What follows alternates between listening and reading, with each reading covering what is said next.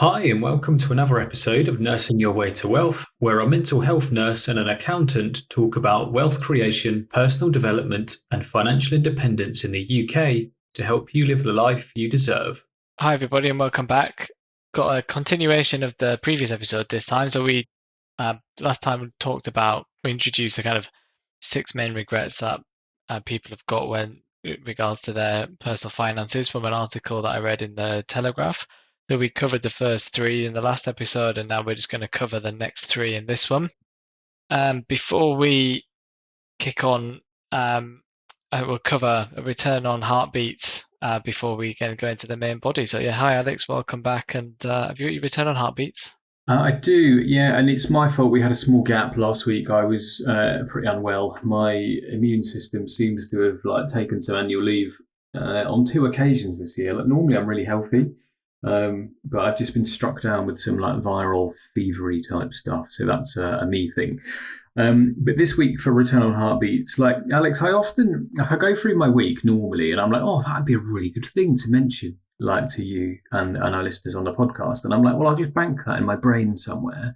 I don't need to write it down because I'll remember it. And then I come and sit kind of as we do normally on a Wednesday or whatever. And then I'm like, I just cannot remember the thing that I was planned to do. And I'm sure it'll come to me at some point. But my return on heartbeats for this week is again, my wife and I have managed to pull another dinner's worth of food out of our garden. So I know semi recently we talked about making vegetable pasta, just pulling the veg out, adding pasta, and doing that.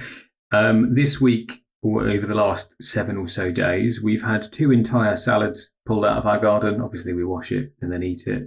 And also, we've been making like ragu type sauces, tomato based sauces from there. And we've just got some cucumbers coming into season as well, which is really nice.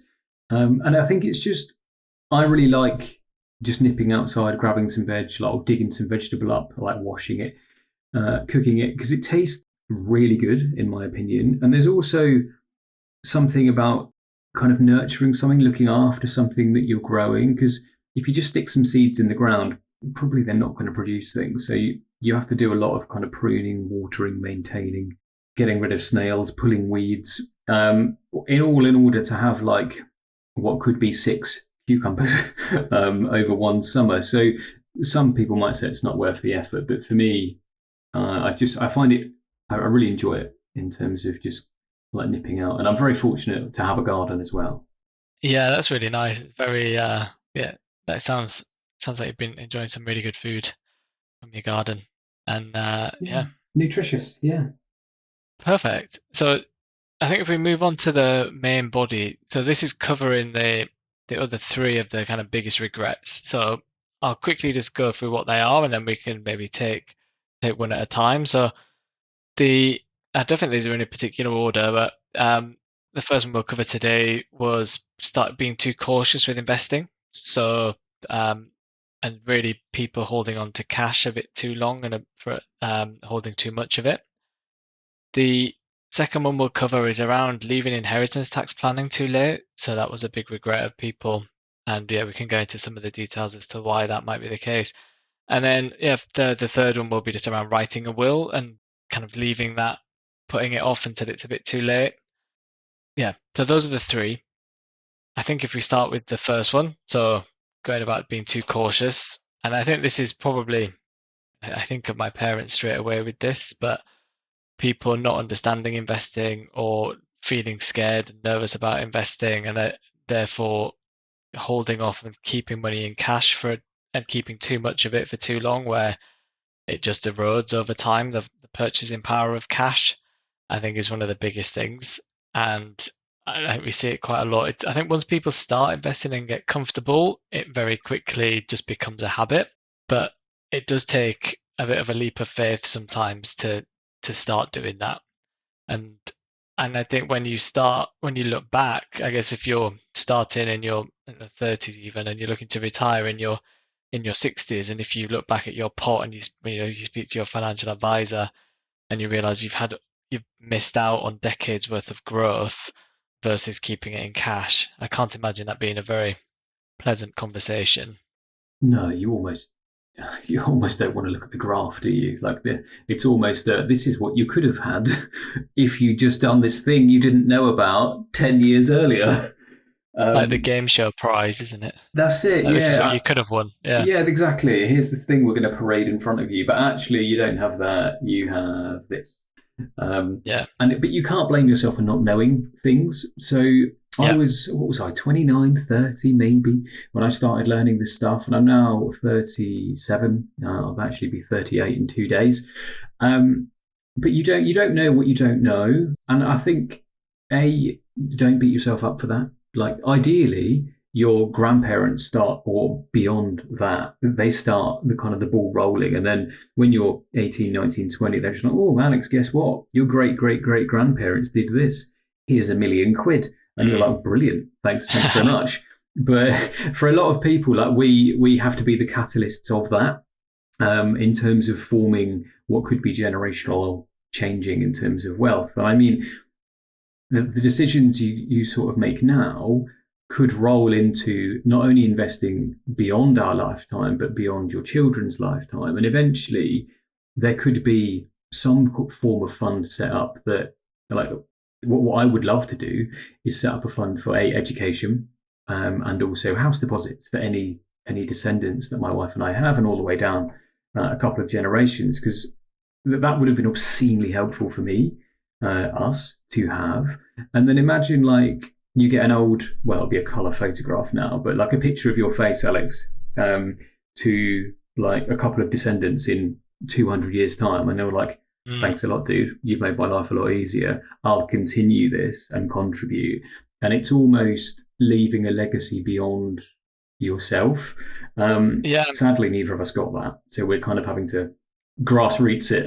Yeah, that's it. But I think also the other thing that comes, if you start leaving things too late, when you really want to start retiring, it might mean you can't, but you could have done before. And so you almost end up, Yeah.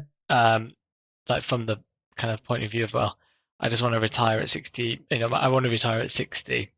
And it's like, well, unfortunately, you're going to have to retire at 67 because you've just, all you've got is just a lump of cash and you're not willing to invest it. And as a result, that's going to deplete very quickly, or something like that. And I think you kind of miss out on all those years of compounding by leaving investing a bit too late or being a bit too cautious with it. Yeah, because it's a difficult thing to get your head around, and there's some mistrust kind of going on because you only hear the negative stories, you don't hear the good kind of stories around it. Yeah. But if you think about, say, for example, you take your salary, and you spend the majority of it to live an average month, for example, then if you think about what that's going to look like in retirement, you're still going to spend something. Like, hopefully your mortgage will be paid off, but possibly you're renting. You don't know. Things we can always guarantee, things that cost what they cost today will cost more when you get to retirement. And you have to plan for that. Like, I don't think there's any way that the maths will shape up that if you earn a salary per month, say £2,000 or whatever, you put away 5% yourself into a pot, and your employer puts in generously another 5%, but more likely 3%. So if you're only saving 8% of that, but you're spending 90% of that pot, there's a huge gap there. And the only tool you have at your disposal is time, and investment growth to bridge that. Like, it's madness to expect that you spend 90% of your income each month and then think that this mythical retirement date will arrive and then you'll be able to live off 8, 10 or 10% of that. Yes, you might have a state pension, but it's not going to bridge the other kind of 80% that you're looking for, is it? No, definitely not. And I think a lot of people, it's funny, I remember like watching some documentaries and stuff, and people would be like, "Oh, I'll ask members of the public, like, oh, what age do you want to retire?" So I want to be retired at 55. And how old are you now? So I'm 45. Like, well, how much have you got saved? It'd be like, oh, like 20 grand. It's like, well, that's not going to happen, unfortunately. Might last you a year. Yeah. So I think it's a real misconception that you always get to an age and then that's it. It's like, no, you really need to look after yourself, and you can't, and you need investing to help you, like to give you those returns, to help you beat inflation and get ahead, and you need time. And so, yeah, I think I see this regret quite a lot with people when I speak to them. Yeah, I think like when I used to work in a hospital a while ago, I was quite friendly with the head chef there, and he was a very good cook, and he was a head chef for a pub for a long time. His name was Steve, and he said to me, "I never got a pension for my head chefing in a pub. I just took kind of whatever wage they gave me. A lot of it was cash at that point." And he's like, "I never put any money into a pension. I've only kind of done it seriously for the last kind of 15 years or so." And he was already 60, 62, something like that. And I was like, "Steve, like, what? How much do you have?" And he was like, "Well, I've got about 80 grand." And he looked kind of happy with it. And I was like, "Well, all right, how much does your life cost now?" And he's like, "Well, I spend all my salary." And I was like, "Well, all right, what do you make?" And I was like, "Well, I make about, I don't know, 28, 30, 32. This was back 2014, 2013 time. And I was like, "Okay, so you spend this much. You spend, say, 30,000 a year for you and your wife to live, and you've got 80 in a pension. How, like, that doesn't add up for a whole retirement. That's what is it, 2.5 years? And then what?" Yeah, 3 being very prudent, but yeah, it's and exactly. that's it. And I think this is basic maths for people that get lost in translation because it's so far away in people's brains that they can't compute that version of them, the retired version of them, actually needs to be spending money that the current version of you is helping to provide. Yeah. Like, I don't want to rely on the government to come in and sweep in and save me. Yeah, definitely not. And I think that's they're not going to come in and be like, "You know what, Alex, you didn't quite save enough. I'm sorry about that. Here's a huge lump of cash to get you through retirement." They'll give you pension credit, maybe, and I don't know, discount on Tesco on Wednesdays before 11 a.m. It's not going to cut it. It's really not going to cut it. And I see a lot of my, especially nursing colleagues that work outside of the NHS, even some within the NHS, they opt out the pension. And I'm like, "What are you going to do in retirement?" And I'm like, "Well, I'll think about that later." And they're like, "You're already 40. Yeah, that's it. It's like You need to think about time it now." Yeah, absolutely. Yeah. So it's worrying, isn't it, in terms of, like, yes, you can learn about it too late. Yes, we need better education with it. But there's also something prudent here about taking your own financial kind of stability into your own hands and not expecting someone else, some other entity, to save you. Yeah, couldn't agree more. I think that's really key. Yeah, and just another example, sorry, instead of switching, like, the pension company Nest, right? Yes. The National Employment Savings Trust, like, it's really popular. I read once an article about just in terms of, like, being cautious with investing. So they've helped a lot of people invest money, pension-wise, etc. Auto enrollment has also really helped that.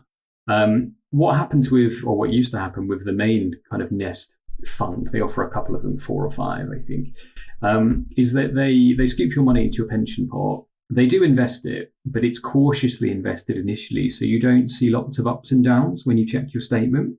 And then it gets invested more aggressively, depending on how old you are in your time frame. And then right at the end, they call it lifestyling, but they'll reduce the risk to give you a more certain idea of a pot.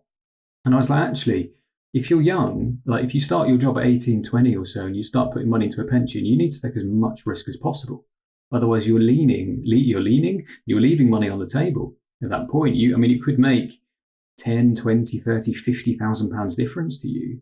I'd certainly rather have that in retirement rather than someone at Nest being like, "Well, actually, we'll be a bit cautious here, and we'll not do what we know has worked before." Yeah, it's interesting. I know you mentioned it before the podcast. I'd not heard that they did that, actually. And I can kind of see why, because I know it's like a national scheme, isn't it? And maybe people do just get a bit nervous and want to, you like build the habit and then you forget about it and then you increase your risk. But in theory, you need to be you put the maximum risk on when you're young and then start tapering that down to help protect your money. But yeah, I think the important thing is that at least people would be putting into it and saving into it. Yeah, something's better than nothing, Absolutely, isn't it? Yeah.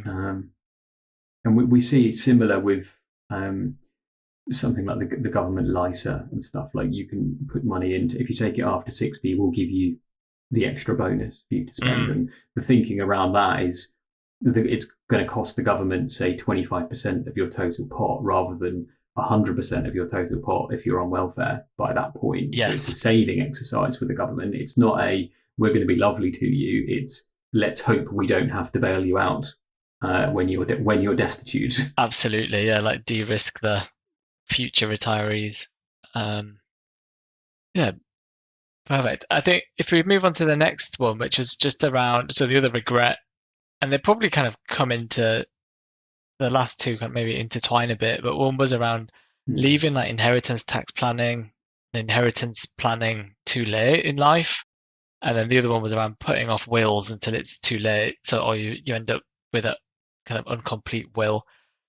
Because I think that obviously the older you are, the more life you've lived. If you've had the kind of normal kind of standard family, it might be simpler. But if you've been married a couple of times, or if you've got ex-spouses, or you've got children that you might have not be that close to, and others that you might want to, it get family dynamics get really complex, and I think this is where that when we come into like inheritance tax planning, so there are a few rules around that, and there is big allowances that you get on the face of it. So I think currently there's each individual gets £325,000, and then you've also got an additional 175,000 if you're leaving your house to one of your children. And if you're a married couple, that effectively means you've got £1 million of an allowance, which sounds like loads. And then you would only money over and above that you would start paying tax on. But those allowances have been frozen for a long time. And recently, in the last government introduced a massive reform, which the pensions used to fall out of your estate, so they were never a part of it. Now they will be part of your estate for inheritance tax purposes. And so what used to be a really nice kind of, you could kind of still spend your pension if you wanted, and then pass that down to your children or your any relative as tax free. That has now gone away, and most people's probably second largest asset would be their pension after their home generally. And so suddenly this kind of £1 million allowance doesn't seem that big. So if you're two people, and if you're a couple, you've got a house and you've got a couple of pension pots, you're more than likely, if you even a kind of basic house in the southeast is at least £500,000. And so you've got that plus a couple of pension pots, which, £250,000 over a lifetime of earnings per person is pretty reasonable. Probably, you'd expect it to be higher than that. So I think people are starting to get pushed into these things. And then what happens is and also, I guess the other thing, rules can change. And so all these people that were planning their inheritance tax now have now suddenly got to contend with an extra X amount of thousand in pension that they've got to deal with. And I think for me, I see it a lot where people just keep putting it off and putting it off and putting it off. And there are certain things you can do, such as like you can gift assets away, or you can gift kind of an unlimited amount of money if it's through your surplus income and you can prove it. But then there's a 7-year rule. So you've got to have survived that gift by 7 years for it to then not be classified as part of your estate. So, I mean, the inheritance tax gets super complex. So we won't go into all the detail, but, all of these things are very time bound and they take a long time to wash through if you then make choices. And if you say you want to you start your tax planning at 80, you then got till 87, maybe nearer 90 by the time you've enacted it all. It's can be way too late for people, and then you get hit with a bill, and ultimately it's your family that has to deal with the impact. So I think for me it's something I think, and hopefully more and more now that the pensions have kind of come into it, people will start thinking about it a lot earlier in retirement, or definitely have an eye on gifting and passing things down earlier. Yeah, I hope so, because not only will it help kind of the younger generation, like would have helped you and me for sure, but at the same time, if you and I work all of our lives and we're prudent with money and we do kind of smart money decisions as best as we can, with history being our guide, we then get to that kind of that end of the spectrum of life, and we're twice as old as we are now, for example. What do I want to happen with that? Do I want to give it to any children we have? Do I want to give it to like a niece or a nephew? Or what do I want to happen with the money that I've worked for my life's work? Do I want to give it to people or make good use of that money, as been a good custodian of it? Or am I happy with just having one big pot, have the government come and take a big scoop out of that, and then what's left is potentially 60% of what you've worked for? Like, I feel like we've paid enough tax in our life every month, looking at it on our pay slips, and it's just Yeah. it's not basic planning. It's you do need there's some stuff to get your head around for sure. And I think with this kind of area, that's where professional advice can be very, very beneficial for you, 100%. Oh, yeah. But like you can give £3,000 away, right, per year, so long as it's not leaving you destitute, comes out of your surplus income, and you can do that without falling foul of the 7 year rule. But say you want to help your, I don't know, your niece or nephew or something or whatever onto the housing ladder, and you're fortunate enough, for example, to give them £100,000, maybe something like that. You could do that earlier and then pay no tax on it. But imagine giving that when you're, say, I don't know, 89 and you die at 90. You give all that money, it then gets spent on buying said house, and your niece or nephew's really happy. And then you get a letter in the post saying, actually, you owe us 40 grand of that. Where does that leave the family members? You can't get money out of bricks very quickly. And it could be really problematic. And it's just learning to work within the current guidelines, I suppose. And you raised a good point about that rules can change as they go. And you'll get some notice kind of a rule change and something like that. But I think it's, for me, trying to keep as much of the wealth that you've built and putting it where you'd like it to go rather than it just being filtered back into the system. Yeah, I have very similar opinions. I think it almost penalizes people for being prudent and looking after themselves. And I think this is where, the professional advice and structuring things early makes a huge difference. Even things such as, like downsizing a house to get money out of a house. I've seen loads of I say loads, I've seen a handful of cases of quite close friends where they've their parents died, all the money's in the house, there's a tax bill. They need to borrow to pay the tax bill. Before that, they can sell the house. So it's really a complex and horrible situation to be in. And if you think this happens to family members on top of their current life, if you've got 3 kids going to doing the school run, you're working full time, and then suddenly you've got a tax bill that you need to pay on top, but you can't sell the assets to get the money to pay the tax. It ends up in a really difficult situation. And you think, well, that could have all been resolved by said parents downsizing a lot earlier, freeing up money to do whatever they want with, but ultimately you don't have this huge block of money tied into a house. And if you're unfortunate enough to die when it's a recession and you can't sell your house properly, or the mortgage rates keep going up and people can't buy and nobody's got any money, it's a very difficult position to be in. And yeah, so I think for me, early planning is so important on this. Yeah, I mean, at least doing the groundwork and setting the direction. Like you can pivot, you can deviate a bit, but at least have an idea of where you're going. Because, like we've talked about this before, especially in early episodes. So we talked about either money or health affecting you, whether you know about it or not. And this is a prime example of that. Like the government they're not gonna forget about Mr. and Mrs. Jones that live down the road.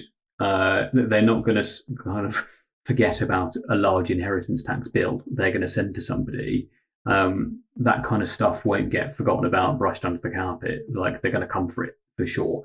And I think it's always best to be on the front foot with something like that. There's another kind of example that I know of some like local family friends of ours who the grandparents have worked really, really hard for a really long time, really put the graft in, and have a sizable pot of money. And they're very, very close to losing 40% of it, which is well north of 400 grand in inheritance tax because it wasn't planned for. And if it was planned for, that money could have paid deposits for 2 of your grandchildren for houses. It could have done so much for the people that matter in that life just because it was planned for and thought about. Whereas if you just assume everything will be okay and you don't understand the rules we're playing by, you can get bitten, and it really, like, it's not fun. It can change, it certainly can change relationships for sure. And it just seems a shame that people work really hard, and everyone works really hard. But if you work to a level that you're going to have a sizable inheritance tax bill, do what you can do to mitigate it. And we're almost rich enough to have this problem of inheritance tax, but not so rich we can circumvent it. The other thing I was going to ask you is, have you seen Gary Stevens of Gary's Economics, his documentary on Channel 4? I did watch that, yes, about the taxing the billionaires. Yeah, so what are your thoughts on the guy there, Francis somebody, who's owned a massive estate in Dorset for over 1,000 years? It's been in his family lineage for 1,000 years. They're not getting shafted with inheritance tax each time, are they? No, and I don't think it will ever change, if I'm honest, because I think there is a real aristocracy in the country who are incredibly powerful and very influential, and are it is the landed gentry. And so I think I don't think this wealth tax will ever be possible. I don't think you could actually physically do it. But I think at the end of his interview, he said something like, "We've been fighting this stuff for centuries and we'll just continue fighting it."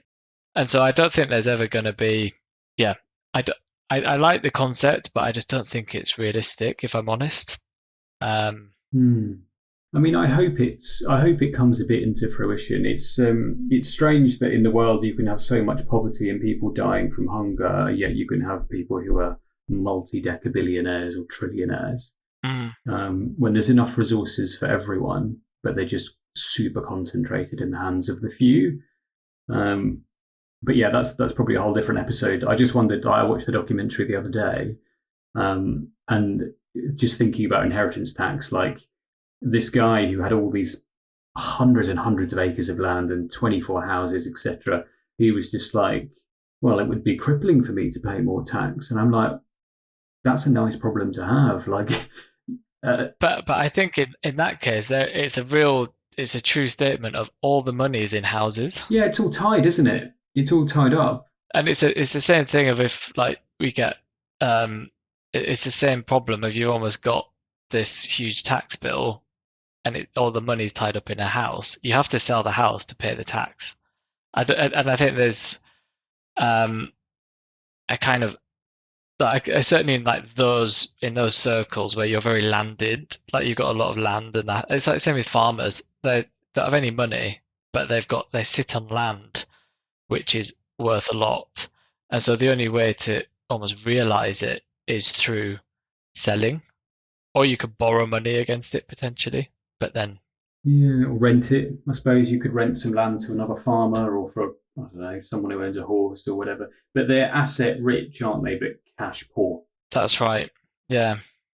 And it's the same as, like, I don't know, you take one of the billionaires, I don't know, Richard Branson, Elon Musk, etc. He doesn't have a bank account that says $1 trillion. No. Like, it's tied up in valuations of companies. Exactly. And, like, stuff he owns and stuff he works for. Yeah. He hasn't got, like... And I think that's...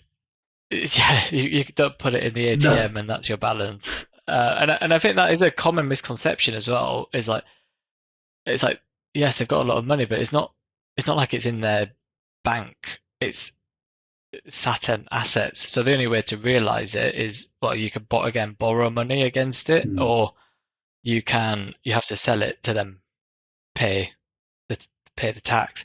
So I think it's a very nice idea. I just think practically, I'm not sure it could work. Yeah, I mean, it's not a you and a me job to figure out how that's going to work for sure. It definitely, absolutely not. And you get into the realms of, well, actually, Elon Musk doesn't own it personally. It's through a trust which is sheltered in the Cayman Yeah. Islands, and that he is the beneficiary of that trust. So he's not the legal owner. I mean, I don't know if that's the case, but that is a very common way of a bit like very rich families owning assets is through Mm. trusts who own through companies. So it's that thing of, actually personally, I don't have it because it's a trust and you can't tax the trust. So I think it's, yeah, I think there's to be some practical implications of not being able to do it. Um, Yeah, definitely. And I think we've gone off on a small tangent. we have, So yeah, we've gone from an inheritance tax too late to the landed gentry, the Cayman Islands. taxing the wealthy. Yeah, that's it. Yeah, That's it. And I think just a last note on that, people misunderstand who is wealthy. So from people listening, they might think that you and I are wealthy. I can only speak for me and probably you, but we are not. My idea of wealth is someone who earns more than enough passive income, talking millions of pounds a year, like an unspendable amount. If you're working for your money, I wouldn't say you're wealthy, for sure. It's people who have, I don't know, they make £5 million a year passively. That I would consider that to be of wealth. Um, but then there are different versions of it. The guy who owns thousands of acres of land is probably also considered wealthy, just in a different light. But I wonder if there is some momentum with that, whether it will change or not. Because I think people need to believe they can achieve stuff, and I think we're not the only, but another generation of people that don't have the belief that our lives will be better than our parents. It's almost like it's peaked at boomer level, um, and is more difficult now than it used to be. So yeah, inheritance tax, it's not going to go away. You should understand the rules. Like it's trying to play a board game without reading the rule book, isn't it? And not really wondering why you're not doing very well. yeah, and I think it's kind of like, yeah, get onto it earlier than you think you need to. Speak to advisors, and because it's definitely cases where spending a few £1,000s on an advisor could probably save you tens, if not hundreds of thousands of pounds. Yeah, or possibly So it's a very good rate of return. 400 grand in the case of the family that I know. Exactly. Yeah, yeah. Yeah, and when you get asked the That's it. question, you're almost like, "It was too late for that." Like the time Yeah, for it was 10 years ago. Not because yeah, not I get now. it's like members of my family asking about, so how do we avoid inheritance tax? I'll give your money away, like gift Yeah, it. basically. I mean, yeah, you can give. If you want like the pithy answer, it's like you get basically, yeah, Yeah, yeah, give away your yeah, excess income. You can either do that in like for example, the £3,000 right per year limit of gifting, I suppose, for to not fall foul of that 7 year rule. You can give £250 a month away, like in perpetuity. So if you had I don't know. but you can actually, but the limit is not 3,000. If you can prove that it's through your surplus income and it's not going to affect you, it can be an unlimited amount. So if you've got 10 grand a month and you can prove to the taxman that I can give £10,000 away and still meet all of my bills and all of my needs, then Hmm. you can gift that away. So Yeah. so yeah, yeah, there's ways of doing it, but it's recording it, get advice, do it early, have a think about it. Sorry, I was just going to say, like, you don't want to like give the money initially because you've read half an article about something, and then one day you get kind of questioned, and they're like, actually, where's your proof that you could afford this now that you're asking for state care? You need to be very, very Yes, sure and have kind of a track record yeah, of that it's okay, because they will investigate it. They will come knocking if they think it's deprivation, you're depriving assets, which is another reason why, like, when you get to mid 80s, say yeah, I'm 84, I give all my money away to you, and then be like, oh, I'm broke now, I need you to look after me, I've got these health needs. They'll be like, like 10 days ago, you gave £500,000 to your friend Alex, who lives in Yorkshire or whatever. We're not going to fund your care now. like Yeah. deliberate deprivation. So it needs to be done early, doesn't it? And have you read the book by Bill Perkins, like Die with Zero? No, I haven't read it. So he talks about using the money earlier in life and building memory dividends. And it's almost doing it at the right time, giving money with a warm hand rather than a cold hand, like being alive rather than dead, which is a bit morbid, but sometimes it's kind of the right thing to do, I think. And you can avoid all of these wrinkles in like at the end of life. Like you don't want to be dealing with loads of letters from the tax man when you're in your 80s. I don't want to deal with them now at 37, let alone when I'm 80. I want to put my feet up and drink lemonade. Yeah, that's it. Yeah. Or like, yeah, your heirs will have to deal with it. But yeah, I think that's it. Just do it earlier the better, and enjoy it. Like enjoy seeing people use it as well. Yeah, and use it yourself. Yeah. Well, I always thought that. It's like you've got a 400 grand tax bill, just buy 20 first class flights somewhere and go live the absolute life of Riley. And then, I'd rather someone else have it, because then it's not a gift because you've just spent your money. Yeah. Yeah, that's it. Yeah. And I always think like we talk about like sometimes frugality and investing and saving and being a good custodian of the money you have for your future. But there's always a balance. Like I don't want to die being filthy rich. I want to kind of die and look back and think, actually, you had a great time when you went there. Like you had a great time hiking Slovenian mountains or something. Yeah. Yeah. So the last kind of bit here is putting off a will or not doing a will. Just like, do you have a will? Have you written one?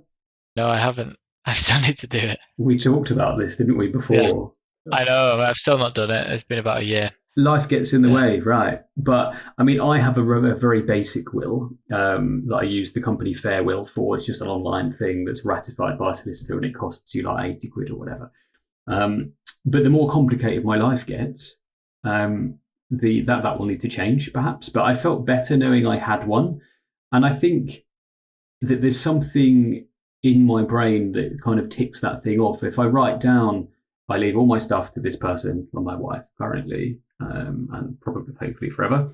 And I just say, look, this is where my stuff is. I have a bit of money here. This is my emergency fund. I've got a bit in like premium bonds, for example. This is where I store my investments with this particular company. And it's just like, imagine losing someone and then saying, "Oh, you're a beneficiary of all their will," and then they just give you this huge list of things that they have, but they don't tell you where it is, how to get it, or anything like that. If that's it might as well be like you might as well be a detective at that point, having to figure all that stuff out. I've tried to make it as simple as possible in terms of where things are, how to access it, because the last thing I want to do is leave them like a murder mystery trail.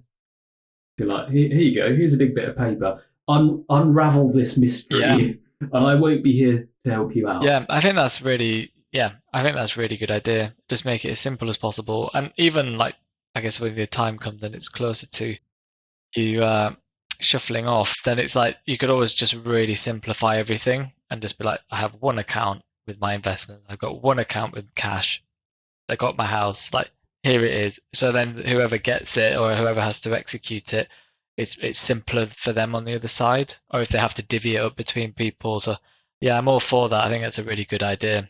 Yeah, it's something which I mean, a bad example. I've not done mine yet, but I think it is important to get done quickly. And I think once you've got the foundation, you can always add to it, can't you? As you are kind of life changes and things move and stuff. So I think it's it's almost a bit like a CV almost of like where things are, what it is, what you want to happen to it, and then just update that periodically. Because I think if you leave things too late or if you die without one, it's chaos. Yeah, and as your life changes, you can just make adjustments. Exactly. Yeah. Yeah, and it can be for the people left behind. And a really good example of this is my grandmother. So my dad's mum, she not only did she write a really conclusive will, she had a file that said, like, upon my death, do this, do these things. And in that file was loads of printed documents that she typed out on her laptop. And she says, "Look, I want a funeral here, and I want this person to do the service." And then at some point, she'd crossed out this guy's name, and then put someone else in, and then later reversed it and put the original guy back in. And then it said, like, "I'd like you to invite these people if they're still alive. I'd like people to not wear black and wear colours. I'd like the wake to be at this specific hotel because it's dainty. And I would like you to get the food from here." And that's it. And it was, the whole thing was written exactly as her wishes. And my dad's one of four, and he did the executoring of her will because he lived closest geographically. And instead of there being any arguments, he was just like, "She's written this. Here it is." And she printed it, signed it, written the date, and done some handwritten kind of amendments and stuff with specifics. And it was much easier for them. And in this file, there was a USB stick. And on there was a video of her own eulogy that she'd filmed in advance when she was 80 something. And it formed the main part of the funeral kind of process. And it was the most organized thing I think I'd ever done or seen. And I think she passed away 93 and a half, and she did this video eulogy, I think, at 87, 86 kind of time frame. And it was both wonderful and sad at the same time. But the relief it took off my dad's shoulders then was huge. And I've asked him about it. I was like, "I know, like, if I can help you at all, just let me know and I'll do whatever I need, whatever I can do." And then afterwards, he was like, "It was really helpful that she did all of that. It was super helpful to me, like talking to my brothers and sisters about it." Yeah. And I was like, "Oh, have you done a will?" And he's like, "No." As a lesson.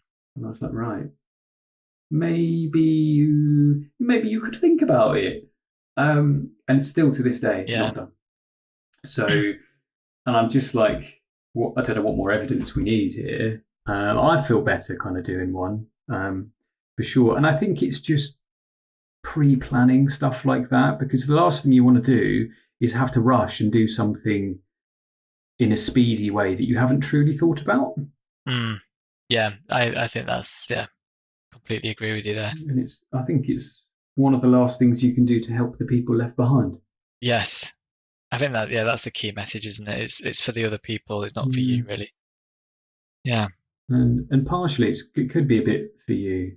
Yes. I think it does, like, I guess clears your mind, doesn't it? And makes sure you got everything. Yeah, and you know that when you pass, these things could, should, and would happen because you've noted it. Well,